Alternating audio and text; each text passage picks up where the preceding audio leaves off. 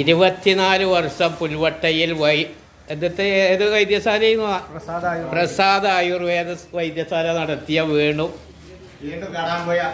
വീണ്ടും വൈദ്യശാലയല്ല കാടാമ്പുഴയിലേക്ക് പുസ്തക പ്രകാശനം നടത്തുന്നതിന് വേണ്ടി പോവുകയാണ്.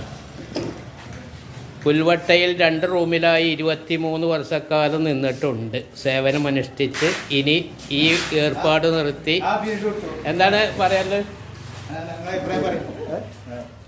23 വർഷമായി പുൽവട്ടയിൽ വൈദ്യശാല തുടങ്ങി. ഇപ്പോൾ ചില സാങ്കേതിക കാരണങ്ങളാൽ നിർത്തുകയാണ്. ഞാൻ എഴുതിയ പുസ്തകത്തിൻ്റെ വിൽപ്പനയുമായി ബന്ധപ്പെട്ട് കാടാമ്പുഴ സ്റ്റേ ചെയ്യുകയാണ്.